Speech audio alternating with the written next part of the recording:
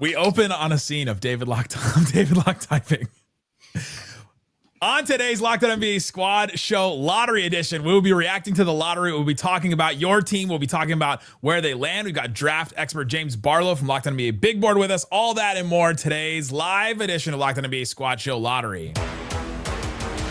And welcome in. I'm Nick Angstead, host of Locked On Mavericks podcast. Hoping for something good today for the Mavericks. Today's the Squad Show. It's an open invite to any of your hosts that cover your favorite team to talk about anything they want in the NBA lottery. We'll be reacting to the lottery. We'll be talking about what's happening. I'm joined today by James Barlow, Locked On NBA Big Board, Adam Armbrecht, Locked On Nets, Jackson Gatlin, Locked On Rockets, and our fearless leader, David Locke of Locked On Jazz. Hoping for some good things for all of our teams, and Jackson hoping for bad things for the Phoenix Suns. New rules. They've actually are not having a lottery. Whoever got the worst record gets the pick. I don't know if you know that. They just changed the rules today. We need a breaking news sounder per David Locke, per sources. Right.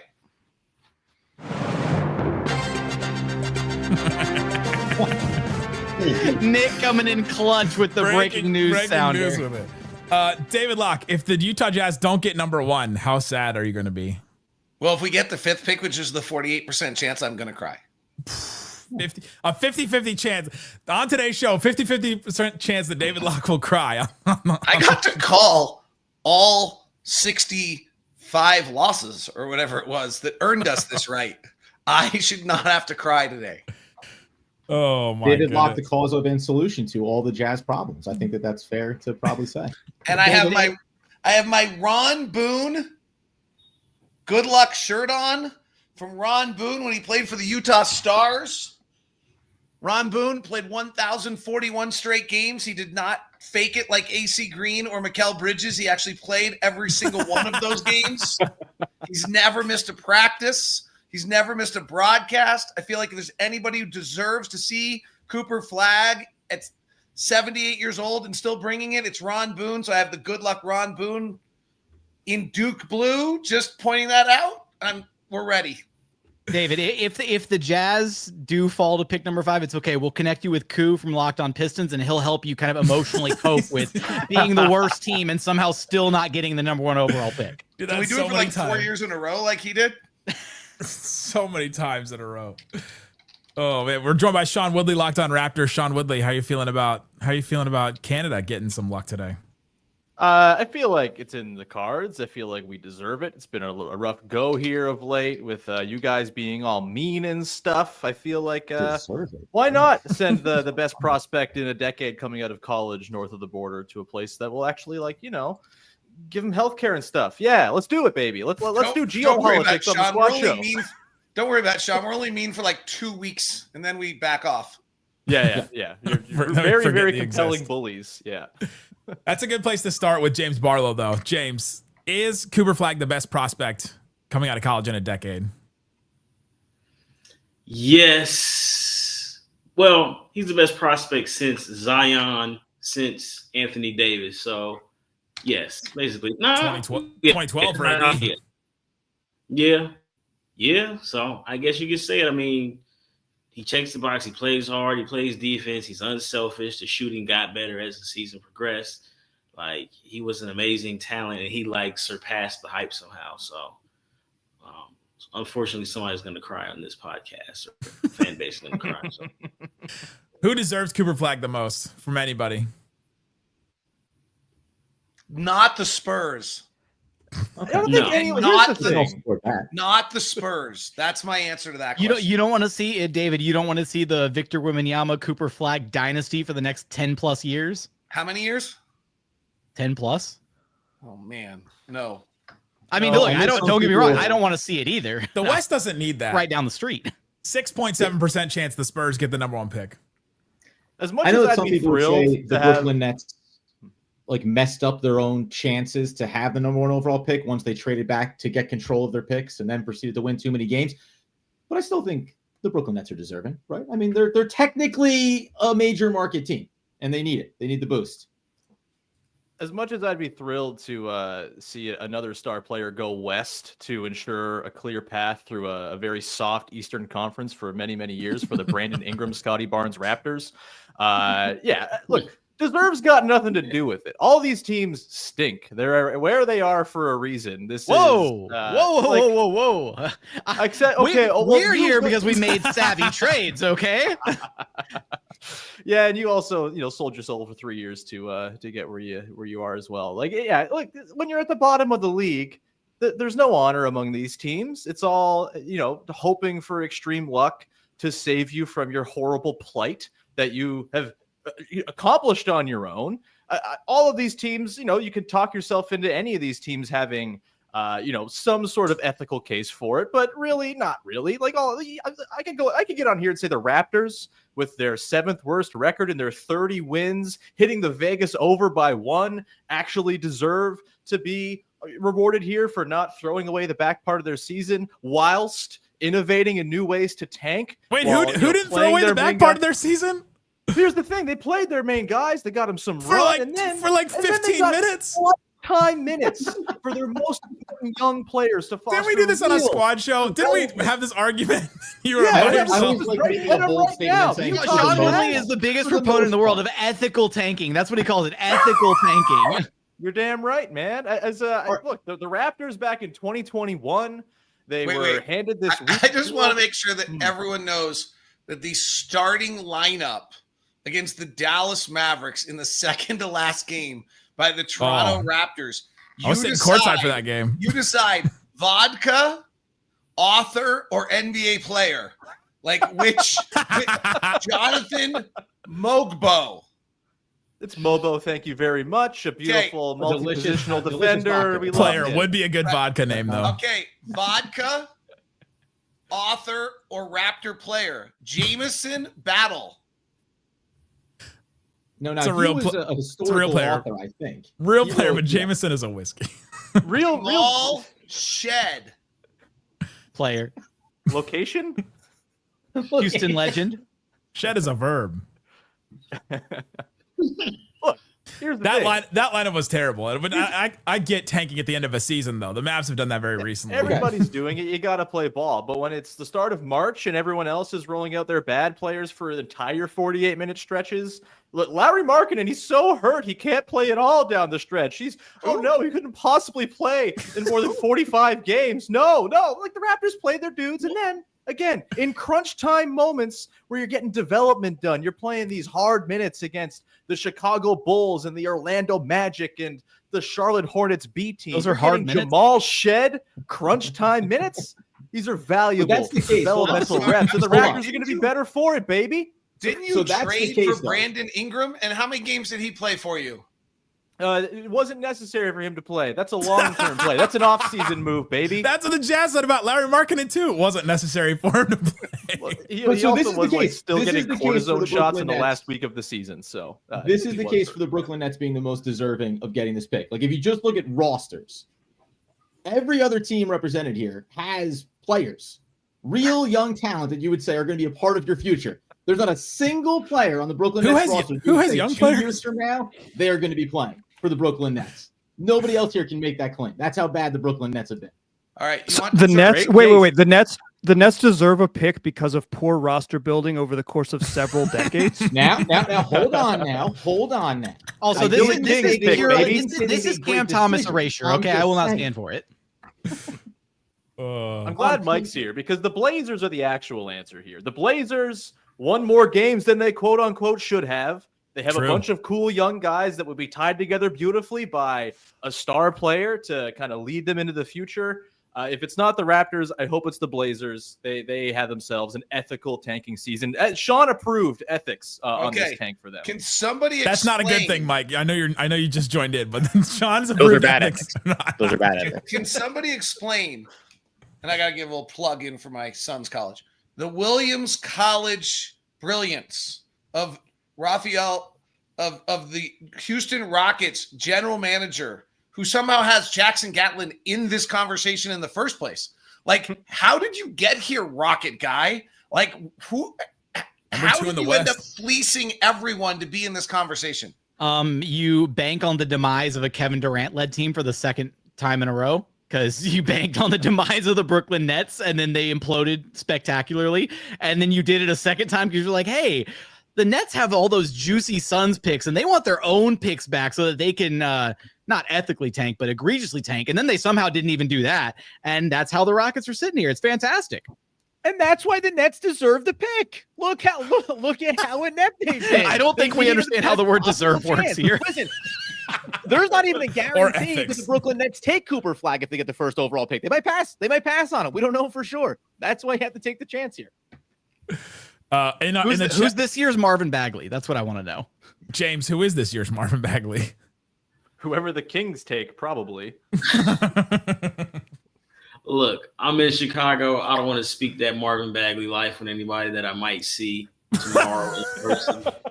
So, He said he's not going to put that evil on anybody. Oh, I'm man. not going to speak that 'cause somebody's parent might actually see me. So you have to get that information in 2 years when we know who this year's Marvin Bagley is. I can't do that right now. I'm not close to home, so. Oh my gosh! Speaking of the Rockets, somebody in the chat and the Locked On Mavs chat wants to know where Locked On Suns is right now. Probably crying in a corner somewhere that they don't have their pick. Speaking of bad choices in life. That is tough. Ben will not stop messaging me about Kevin Durant trade scenarios. He just keeps blowing up my phone every other day about KD trade scenarios. As soon as the Mavs got eliminated, he did the same thing to me too about the Mavs. So is Matt Ishbia the most deserving of his team winning the lottery tonight, just because of what it means and where the pick goes? Is this a Matt Ishbia deserved lottery? Yeah, exactly. The payment that comes due for new owner syndrome. I think that's fair. I think fans want Matt Ishbia until they get him. So, like, I don't know about deserve. Like, you want an owner that spends and blah blah blah blah blah. You know, sometimes an owner gets caught up in hosting an all-star game in their own city, and then they win 37 games, and then they got caught in a 5-year cycle of rebuilding because they really wanted Lowry Markkanen to play in a hometown all-star game. So it's not always great to have new ownership. One of my great conspiracy theories is that the All-Star game in Salt Lake City was one of the worst things that could have ever happened to the Jazz. David, you don't have to speak to it, but I'll say it again. It was one of the worst things that could have happened to the Jazz because they had to win 37 games during the Victor Wembanyama draft. New theory. Hadn't heard it. Yeah, there you go. But I think, like, deserving in terms of ownership, I don't know. You don't want to root for any of these people. Yeah, none of them deserve it. Yeah. I mean, guys, the Mavs have been through a lot. That's true. Boy, here's a problem. Here comes a problem. The Dallas Mavericks enter the fray. Dallas Mavericks fans are very deserving of winning, but that is the current, like, ethical scenario that I've run into talking about deserving, because Mavs fans deserve to get the #1 pick because of what happened to them. But the team itself, who runs the team, ownership, front office, all that, don't deserve it at all. And I was listening to some shows today where they were like, yeah, the Mavs are the least deserving, and all they talked about was the front office and the decision that they made and all that. Like, yeah, can't give them another young generational talent because can Mark Cuban buy back the team? That's the real question mark. Like, is he able? Is it possible and able? Could he? Should he? Will he? Do we want to talk about the reason why we think he traded the team or he sold the team in the first place? No, we don't want you hijacking this and turning this into Locked On Mavs, Nick. Stop it. The Luka Doncic trade was the Well, we successfully shoehorned that in. Don't hit play on it. I'll start going off on it again. Oh, all right. We've sat here long enough. Let's do a spin, boys. Let's do a spin. Oh, well, don't you know you have to use Fanspo? It's so much more dramatic. We could, I do wish there was like a longer, like, protracted. Yeah, Fanspo has the dramatic setting. And I'll go back. Yeah, you got, like, my listeners tip me off on this because I don't know, but anybody else, but we have run a simulated lottery every day for 45 days on the show. So 45 days, David, that's not good enough. You got to start that stuff back in, like, December, man. Come on. By the way, you're missing out on content. The Rockets were the #1 pick today. Jackson, if you get the #1 pick, who do you want? Cooper Flagg or Giannis? Why not both? You can get both. You could get both. You could, but okay. You got to trade on that. I'm just putting that. I'm putting that disclaimer, and that's not greedy or whatever. The Rockets have a very enticing trade package for Giannis right now, without including the number 1 overall pick or Cooper Flagg or any variation of that. So they could have both. Are you including Amen Thompson in this though? Like if you're not dealing Thompson, about like teams that don't get the number 1, teams that get 2, 3, 4, 5, right? As you work down the lottery, the Giannis conversation I think does become even more fascinating. Like I think most franchises are going to say, "Hey, give me Cooper Flagg, new cornerstone, all that." But depending on where you fall and how your board is stacked up, you can be sitting there at 4, 5, and 6 having a real conversation, picking up the phone around a player like that. Where James Barlow, where are the dividing lines in this draft? Make sure you go to dynamic setting, Nick, because it slows it down. Trust me, I'm an expert with this set. James Barlow, where are the dividing lines? 1, right? There's a big gap between 1 and 2, right? 1 and 2. Yeah. And then there's a gap between 2 and 3. Yeah. And then depending on who you ask, there's a gap between 3 and 5, but realistically it could be 3 and 7. And that's when you're trying to figure out, okay, do I like this guy? Do I like what he does to my team, what he could do for my team? Is he somebody I could build around? But also, you got to think next year's draft is supposed to be better than this one. So, okay, this guy, we can play him a lot, and he can still put us in position to be in a spot to land a top 3 pick for next year. So this is going to be really interesting to see how this works. Let's jump it in from Locked On Sixers. The Brooklyn Nets being, 50% chance to pick 7th or 8th, right in that sweet spot where the gap really finishes off, and then you're sitting there whether or not. That's where you don't want to be, 7th or 8th. 100%. Jumping in from Locked On Sixers, Kayla Santiago. Kayla, do the Sixers deserve the number 1 pick this year? We were just talking about who deserves it the most.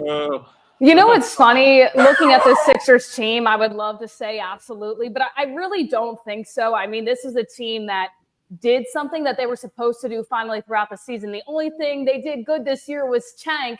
They weren't supposed to be this bad of a team. So, yes, I would love it. I would love to have Cooper Flagg in Philadelphia, but no, I don't necessarily think they deserve it. But I'm nervous we're going to end up because they need to end up in that top 6 or 8. Yeah. This is the first host to say that their team doesn't deserve it. I know. It's crazy. I think nobody deserves it. Wait, can we go on the 2 things that we don't want to have happen today, at least from my opinion? I mean, 1, we don't want San Antonio to get another number 1 pick. Like agree across the board. We agree, right? Number 2 is, please, Philadelphia, don't screw this up and give Oklahoma City another top 10. Yeah. Oof. Yeah, that's what I'm worried about too. Like for some reason, this is just going to end up not the way that we need it to end up. And the 76ers are going to be even worse than they were this past season. So it could be a dumpster fire in Philadelphia. But hold on, though, I David. think OKC like getting this pick doesn't scare me that much because it's just another pick that they can choose not to trade for the obvious upgrades they badly need at the trade deadline. So, or it's going to be the pick that they flip for Giannis. So that's problematic. San Antonio, depending on where the ping pong balls fall, they can get Giannis because they have the trade package to do it. So I don't know if you want them to have Cooper Flagg or do you want them to have a trade package for Giannis. He wants a state with no income tax. All right, I figured it out. Meteor instead of that. That sounds like the end of the world. Pick the meteor. All right, I figured it out. I hit dramatic, David. I've got all this. I've got all the settings right. Yep. All right. This is a good setup. Simulating the lottery. Starting with the Spurs at 14. Hawks. The Mavs at 12. So the Mavs moved down. Oh, Chicago went up. Oh, Portland in the top 4. Wow. Houston is at 10. Suns traded top 10 pick. Spurs, Philadelphia Raptors down. keeps their pick. Yep. Ooh. Oh, Philadelphia goes in. Uh-oh. Ooh. Oh, Wizards down. Oh, tough stuff. Chicago gets 4. Come on. Okay, I like Philly that. at 3. Uh-oh. Come on. Oh. Wow. Shout out. Locked on Hornets, Doug Branson. Doug Branson deserves I it. had this already.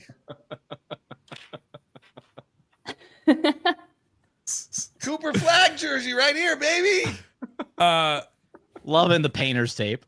James, if this happens, Charlotte gets Cooper Flagg. How do you feel about that team? They'll be exciting.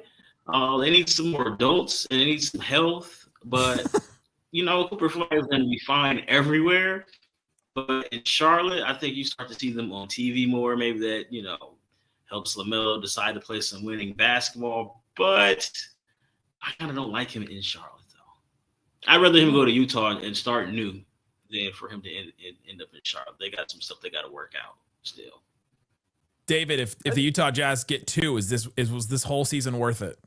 Yeah, I think I actually think Ace Bailey's really interesting. I want to see what he measures here at the combine. That's like a big conversation. I think everybody in the world thinks that Dylan Harper's 2, and Dylan Harper is really, really good.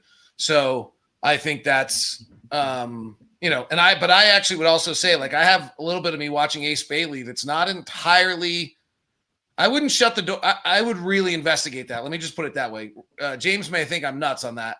I think most people do, but there's something about if he's really 6'10". I like 6'10" an awful lot. Well, so he measured at 6'7" today barefoot. So the 6'10", unless he's playing in some platforms, I don't think he's gonna get to 6'10". But at 6'8", he's still who he is. So will they take him at 2 though? I don't know. I think they like Dylan Harper a little bit more, especially considering your point guard situation last year. Well, we're not drafting for position at this point. We're taking talent, baby. Drafting from position of need never works out unless you pick Derek Lively. And we don't have need. We have needs. Yeah, the team is best player all available. needs. Isaac Harris, Locked On Mavs. Let's do this. Is this the first time the Mavs ever jump up in the lottery ever in the history of the Dallas Mavericks? God, we need it. If there's ever a time to just rig this thing for a fan base, not the front office, just for the fans, we need something. Yeah, Cooper Flagg will look pretty fun in Vegas. Isaac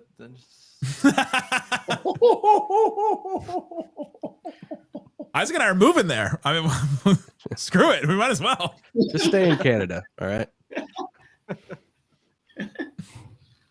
Let's go back to our mock we just did. Kayla, if the Sixers get 3, what changes for the franchise? Are they back? Are we back? Are we saying the Sixers are back? I love that some of you guys are saying Ace Bailey might drop to 3 because he's actually the second guy that I wanted if they couldn't get the number 1 pick in Cooper Flagg. I wouldn't say they're back because they're truly only back if Joel Embiid can be healthy, and that hasn't happened in one season yet. But at the end of the day, he would fit in really, really nicely with Paul George, Tyrese Maxey, and Joel Embiid. So I would be happy with number 3 if that's where he drops.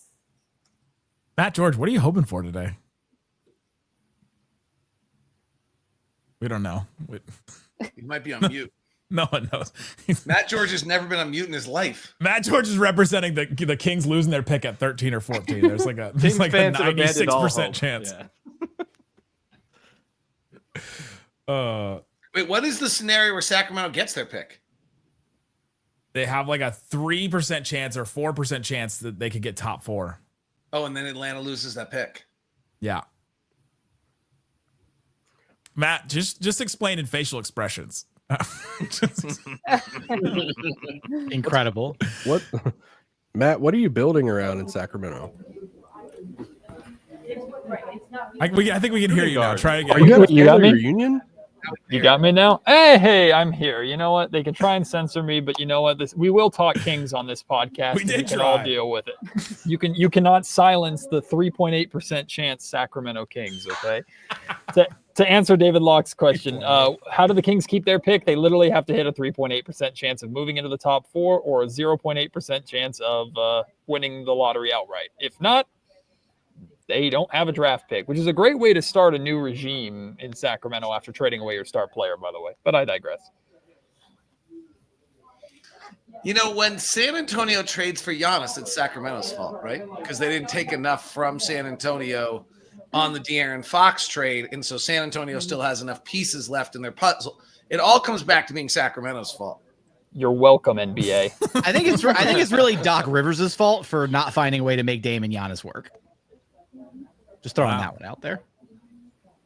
Doc Rivers straight, man. starting a sentence with it's Doc Rivers' fault that it could just be. It can relate to so many different things. Listen, we know over here in Philadelphia. I just gave plenty of different fan bases like PTSD from Doc Rivers. There we go. Pretty much. Mike Richmond, Locked On Blazers. If you don't get top 4, you have 63% chance at 10. How are you feeling about that pick and the team going forward? Bad. This is the most depressing show. Yeah, I mean, they won a lot of games in the second half of the season. They're pretty competent defense in the second half of the season, but they're shy of the thing that lets you be competitive year in and year out, which is a dude. And you can draft those players at 10, but the overwhelming history of the league suggests that you don't. And they may have backed themselves into a position where they are, with all due respect to Matt George and the good people of Sacramento, that sort of mid-aughts Kings that just drafted 6, 6, 8, 7, 9 forever. And it's just like, you can't build the boat out of Ben McLemore's and Jimmer Fredette's. Like, you just have to draft a little bit higher. And when you do draft a little bit higher, you have to take Luka Doncic. It's very simple. And then what do you do? You gotta hit him. And then you need to not trade that player also when he's on the roster for a totally okay player, Anthony Davis. But yeah, I do think the Blazers are in a weird spot because they're just not one of the good teams in the West, and it's really hard to get to that level drafting at 10. So the Blazers. Can we go back to that boat? I just am trying to visualize the Ben McLemore, Jimmer Fredette built boat and what that actually is. They're both rowing on the same side of the boat. They just go in a circle. The Blazers are trying to build a yacht, and the Sacramento Kings know how to build a dinghy. Okay, if you want a dinghy, we'll tell you about the Ben McLemore, Nick Stauskas dinghy in Sacramento. It stays afloat. It takes on a little bit of water. It's the boat that heads directly to the Chinese basketball league. You just right across the Pacific. I like that Mike Richmond wanted to point out that, like, traditionally you don't find a dude like, at 10 or whatever. Meanwhile, like, how many can I reel off right now? That I guess some aren't still in the playoffs, but Donovan Mitchell, Shai Gilgeous-Alexander, Jokic was drafted during a Taco Bell commercial. Giannis mid-teens. Like, there's a lot of guys that were taken in the mid-teens that turned out to be like the dude, the star player. Certainly, there is a recent history of players outside the lottery being effective, but I would say go back to the last 25 years of NBA drafts, overwhelmingly more likely to find stars in the top 5 than outside of the top 5. It is just the truth. We remember the survivors. I would also argue that in Oklahoma City, they nailed the J-Dub pick, right? But they're not where they are without picking second and getting Chet Holmgren. The Cavs are really good because they have 2 top 5 picks in Darius Garland and Evan Mobley. Like, you might not get the guy, but to build out a star quality team starting from where you are and being a team that doesn't sign free agents. I know that's weird for you in the 4th largest market in America, but other teams don't get to play that game. So you got to win the draft, and to win the draft, you usually got to be in the top 5. He's not in the Dallas-Fort Worth Metroplex. That's the 4th largest. Get out of here, Nick. We get to count all the cities. Let's not get into some game where anyone believes anything other than over the history of the draft. There is a direct line from the average win share by pick by where you draft it. It's like, for all of our criticisms of drafting and GMs don't know anything and this and that, the exact opposite is true in the NBA. Like, you want where the most win shares are, find the pick number. Like, that's the answer. Yeah, it happens. And you can run your franchise on the hope that you get the greatest draft pick in the history of the game, like Denver or Giannis, which is probably the 2 best draft picks ever. But they happen once every 50 years or twice, evidently, after 50 years. So when's the last time we got one? Are we due?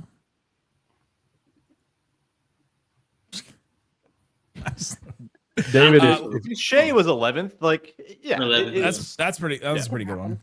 Yeah. All right, let's do another one. Set to dramatic. Hold on. I have a question, boss. Okay, well, David, if y'all say land if y'all land at one more thing. Yeah. If y'all land at 2, is it Danny Wolf or Knipple? Are you implying that there's a certain pattern of drafting by the Utah Jazz? No, I didn't know what that debate internally with Danny Ainge looked like right now. Okay, I was just wondering. You know what it is? You know what I might have to just do right now? Because Isaac Harris hasn't heard it. You know what I'm doing?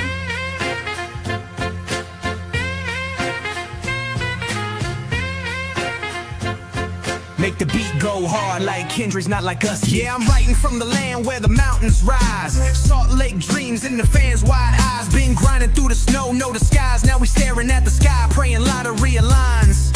Monday night, fate's about to speak. Give me that one spot, make this rebuild sleek. Copper flag prodigy, cold technique. White and gold jersey, future looking elite. Flag day, light it up like it's Broadway.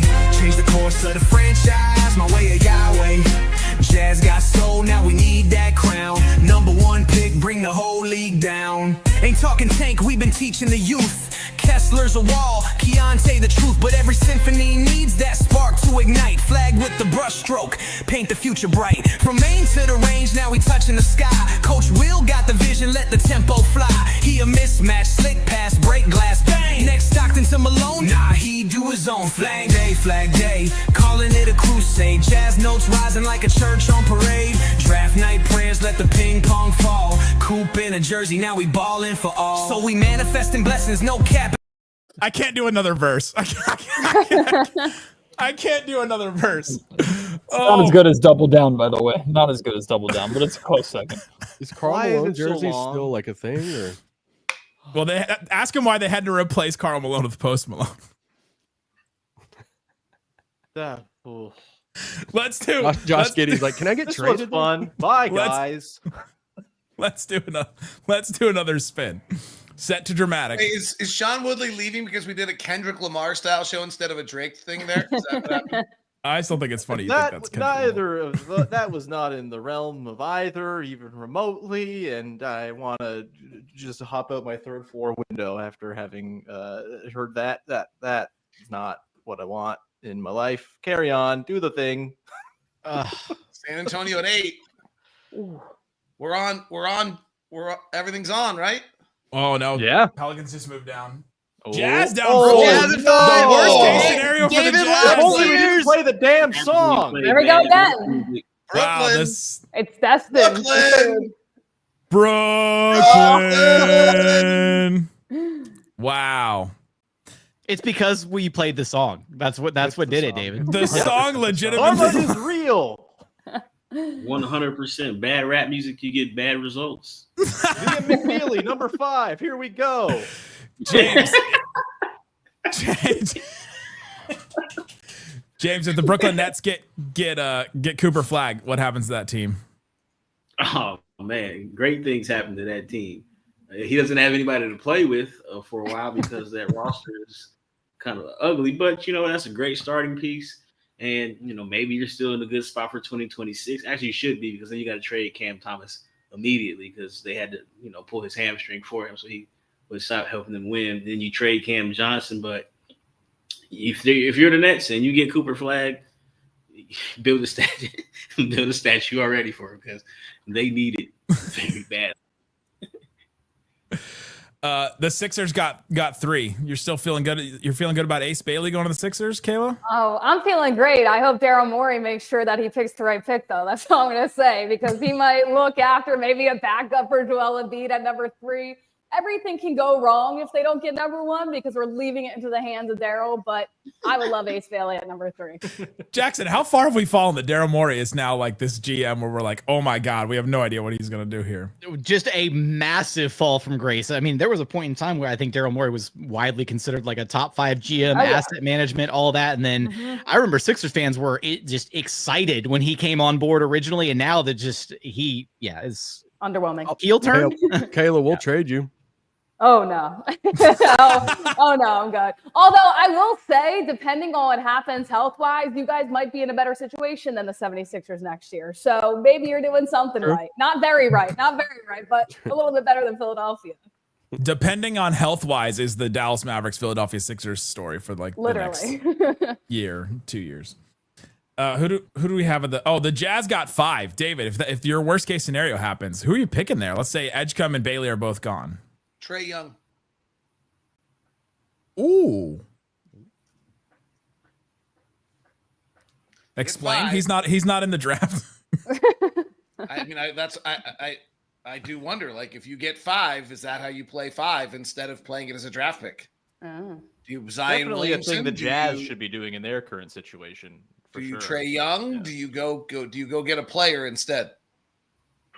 Yeah, when would the Jazz hit the gas? You know, like they seem to be a team that's like back in the lottery for at least this year and next, and thanks in large part to hosting an All-Star game in Salt Lake City. But like, but like, when would they hit the gas? You know, because I think that's a question for a lot of teams that are kind of in this range. It's like, when do you go from being okay to trying to be actually good? And if you get the 5th pick in this draft, James. You what are you getting? Like, and are you getting, does that mean you need 2 or 3 more years of being in the top 5 to come out of this thing? Do you need 2 more years? What do you need? How do you feel about Walker Kessler? So I think Walker Kessler. You could go with another big. Walker Kessler is the one player on our roster other than Lowry Markkanen, probably, who I think will be on the roster when the team is good again as a rotation player, and I'm certain of that fact. Like, I don't know yet on Keontae or Isaiah Collier, Kyle Filipowski, whether they're NBA rotation players yet. I don't know yet. I'm actually on board on Key. I'm not sure on the other 2 yet. But I got one for you. So if you're at 5 and you're Utah and Trey Johnson is there, I think you go with Trey Johnson because he is somebody who's bigger at the 2 than Colin Sexton. Trey Johnson measured at 6'4.5", 6'5" today, and he had a 6'10" wingspan. And he could be the best shooter in this draft. He shot extremely well, and it was a very difficult volume of shots because he was Texas's only guy. So he can score. He's got length. He's not really getting to the basket maybe like you want him to, but he's got that microwave scoring ability. And I do think he's a better passer than what they asked him to do at Texas because he was the guy there. So there's still something there.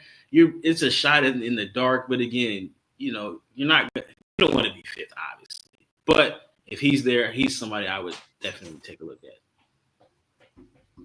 But don't listen to the Con Knipple or any other random white guy at 5 that they keep speaking on you. It's Danny Wolf's music. Who's the guy from Illinois?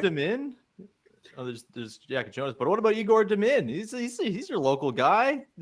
Yeah, but you don't want him at 5. He's I know, certainly. But the Jazz, who knows? Yeah. They keep on drafting Keontae Georges and Isaiah Colliers and Taylor Hendrickses. So, you know, you never know what they're thinking. You might remind me Taylor Hendrickses, but okay. James, can I ask you a question about Dylan Harper? Go ahead. So sorry if just ignore it if y'all have already talked about Harper, but a lot of people have talked about tonight as the Cooper Flagg night, and this is when we find out where Cooper Flagg goes. Is it also the Cooper Flagg Dylan Harper night? Is it the Flagg Harper? We know where both of these guys go because it feels like every draft board has Dylan Harper at number 2. Like there's no variance that I've seen about ones that I like really look at. So is Harper that good that no matter who lands at 2, he should be the pick? I think absolutely. He's 6'6". He shot like 60% at the rim, which was more than most bigs. And, you know, bigs catch the ball as play finishers. He was getting it off the dribble. He's lost some weight. And I think that he's not your dunk on you kind of athlete, but he's like, it's functional athleticism. Notch, same level as Shai Gilgeous, maybe a notch higher where he uses his body to get to the basket. And like when he was healthy, he had a stretch where it was 20-something points, 5 rebounds, 5 assists. And that was when he wasn't making jump shots. So I think he's clearly the second best player in the draft. And then you look at the success like Shai Gilgeous, obviously. Cade Cunningham had his moments in the playoffs as like these 6'6" combo guards. And it kind of feels like that's where the league is. Guys are starting to trend towards. So I think that this is the Cooper, obviously, up here. And then a couple notches low it's Dylan Harper. And then there it's Ace Bailey. It could be VJ Edgecombe. I think it could be Jeremiah Fears. It could be it's going to come down to where the ping pong balls fall.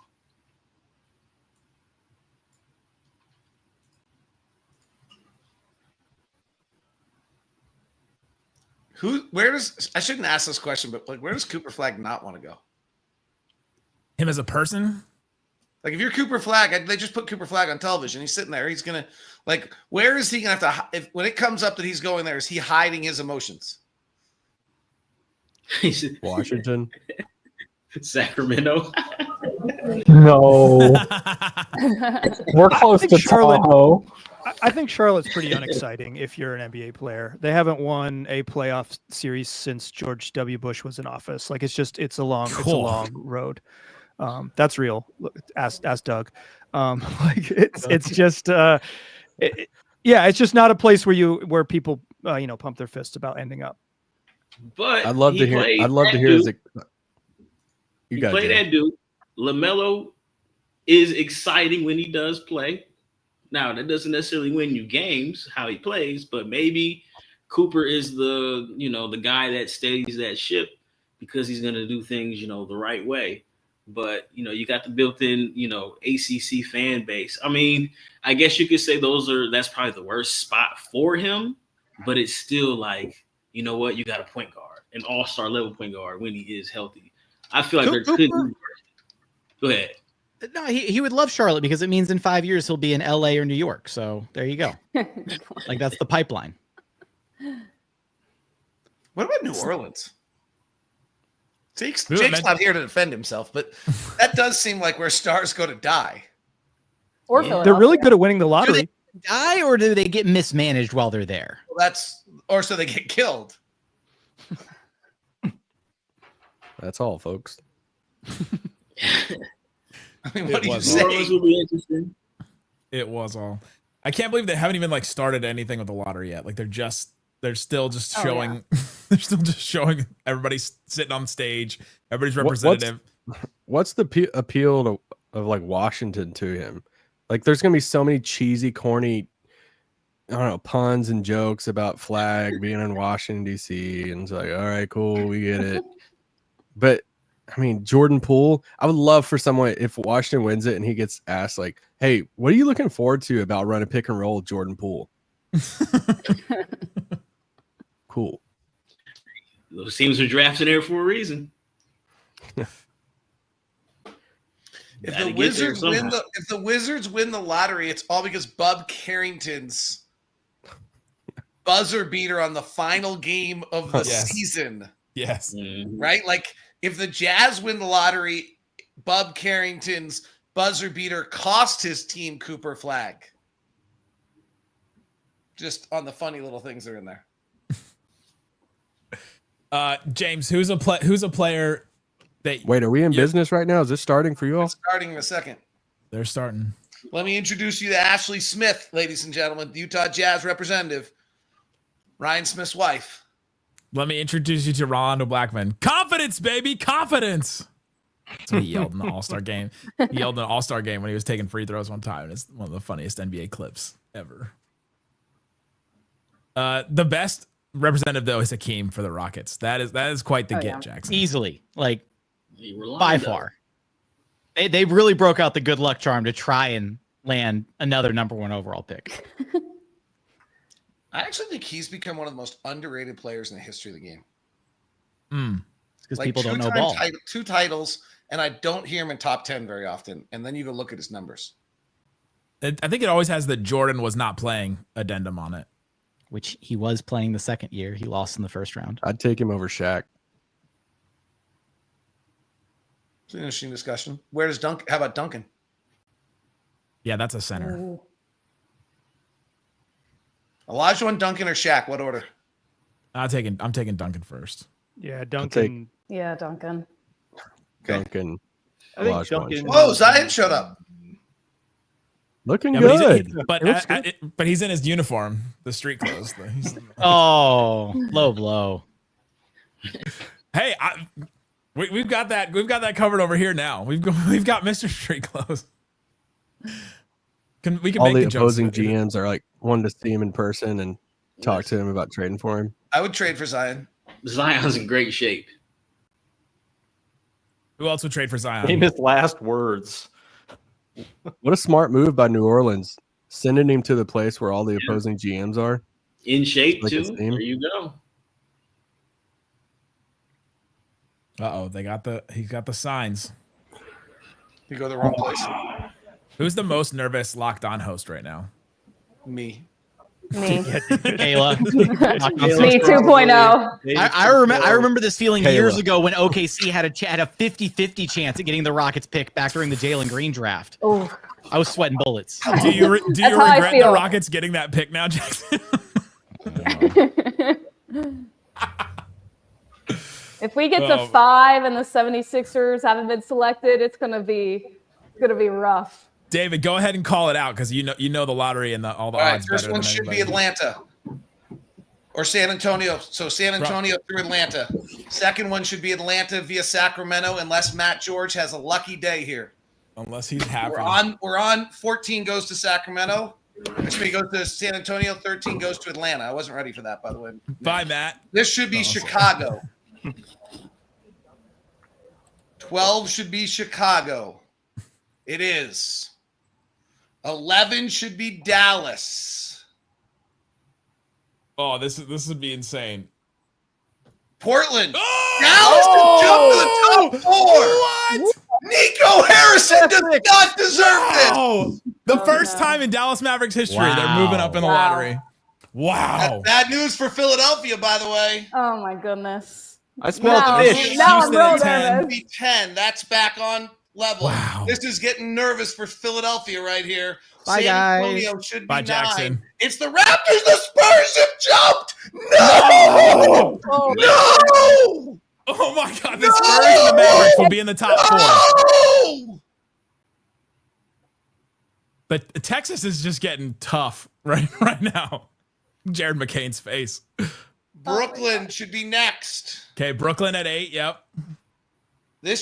Philadelphia's out, right? This is Oklahoma City with the next pick now.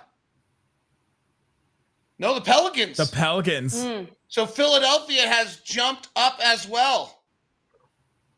So the Jazz So are wild. likely. The Jazz, Washington, and Oh my Wizards go to gosh. 6. The Jazz, Wizards go to Jazz 6. are likely at 5 now. No, say it's not so. Goodbye, this, please. Oh my God, I'm like shocked at what I'm seeing. This is the first time I've been utterly shocked at a lottery. Bro, if the Mavs get Cooper Flagg, wow.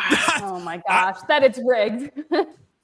The Jazz at 5. David Locke, 48% chance that he would cry. The Hornets are in the top 4. So the top 4 will be some order of the Mavs, the Spurs, the Sixers, and the Hornets. Well, you got Trae Young. David Locke, what are you doing with the 5th pick? I don't know. It's not good. Well, it's not ideal. Look at Daryl Morey. Dallas, Daryl Morey with his head on the table. Charlotte's still up there, right? Yeah, the Mavericks, the Spurs, the Sixers, and the Hornets will be top 4 in some order. Oh my gosh. Isaac, your reaction to the Mavs getting in the top 4? That is Dude, I'm ecstatic right now. I mean, if we get top 2, that's insane. But The Dylan Harper to the Mavericks like fills a need and also sets them up in the future. Like that would be such a get for the Mavs, even if they don't get Stop one. talking. I am Unless mad they at you. trade him later on. Stop talking. James, what are you gonna say? They might get Cooper Flagg. No, Hey, listen. The Mavs did the NBA a favor They owed to him increase the ratings, and Adam Silver is paying them back. Nico I Harrison. didn't bring any tinfoil with me on this trip to Chicago, but I see where you're going. I see. Just like the Spurs were the model mid-sized franchise, and they gave them Wemby. So we're at Dallas, San Antonio, Philadelphia, and Charlotte, right? Yeah. yeah. Kayla, top Dallas? 4 pick for the Sixers. Dallas. Ooh. Oh, If Anthony Davis. Edgecombe is there, I do like him, although he's small. And the 76ers, I don't think I'm going to go small with Tyrese Maxey and Jared McCain. So maybe Ace Bailey will fall to 4, depending on who gets top 3. I'm a little nervous, though. This is the first time the commercial break has actually like mattered to Mavericks fans ever in the history of the law. Well, I guess the Luka draft, but we knew they didn't go before the commercial. Absolutely wild. Isaac, if the Mavs got Dylan Harper or Ace Bailey, or if they got 3 or 4, that's the one we've been talking about the last couple of weeks where we're like, if they get 3 or 4, that becomes an interesting decision. Yeah, I mean, Jeremiah Fears is a natural guy for them. I told you about that, James. Like, what? I told you. Yeah, I was Fears. Yeah, telling Nick, if they're there at 4 and all those guys are off the board, they need a point guard. He's young. I hear that they like him a lot. I think that's a possibility. Rafael Barlow, Locked On NBA big board. James Barlow's brother has Jeremiah Fears at 4 on his big board. Really? James, where you have him on yours? I've had Fears. I had Fears at 4. I've had him top 5 this whole time. Can you explain this to me? He's the one guy I've watched that I was really uncertain about. Like, I didn't see a shot, couldn't figure out where he was getting it off. Thought he had great vision. Saw him play thought he saw the pick and roll well, but he was the one guy I watched so far because I was trying to watch players in the top 5 because we were going to draft 1, 2, 3, or 4, and we're not. But he was the one player who I was concerned about. So am I wrong? Why am I wrong? I'm not saying you're wrong. The shooting he shot 80% from the foul line, so he does have a good touch. At the rim numbers weren't the strongest, but he is 18. He should be finishing prom right now.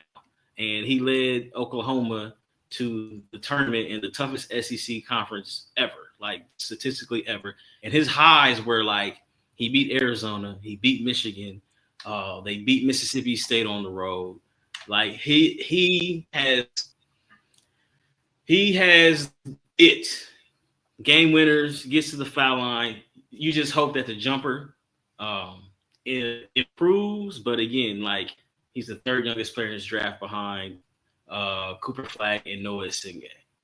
So, by the way, it's funny you mentioned the prom because I had as much luck in the lottery. The Jazz had as much luck in the lottery as I did in my proms. Well, he's 18 and he's still filling out, and nobody can stay in front of him. I've heard college coaches say like we couldn't stay in front of him at all. And that team, they gravitated towards an 18-year-old kid. It says a lot about, I guess you could say, his leadership. They just gave him the ball. And, you know, at one point, Oklahoma they were in the tournament. And I think they had to win like 4 of the last 5, and they did. And, you know, he almost led them to beat Connecticut, which was it wasn't last year's Connecticut team. But I'm just a big believer of his talent. And, like, he's just got some stuff that you just can't teach. Like, nobody can stay in front of him. And we see how wide open the NBA game is. I think he's going to be successful. And if he's in Dallas, I might just go shake his hand, pick him up from the airport myself if I have to. So we'll see how that goes. I cannot believe the Spurs are up there again. I know. This franchise in this state. Thank goodness it's Philadelphia, not OKC. That's my only saving grace here. I'm happy about it. All right, I got Mark Tatum back up. Ooh. All right. The 4th pick is the Charlotte Hornets. The Charlotte Hornets. Ooh. There's still a chance. The 3rd pick in the NBA draft to the Philadelphia 76ers. Oh, okay. Oh my God. Okay. Mavericks versus San Antonio Spurs. San Antonio Spurs. Stop it. And the Dallas Mavericks have the one number more. 1 pick will go to the Dallas Mavericks. Cooper Flagg will fly in Dallas. Isaac laughed at me when I wanted to do a Cooper Flagg episode a couple weeks ago. Oh my God. Wow. Absolutely insane. Cooper Flagg going to the Dallas Mavericks.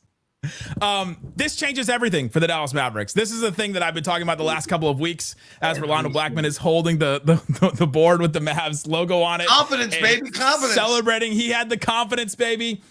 I'm going to lean into the conspiracy just a little bit that the Mavs are getting paid back.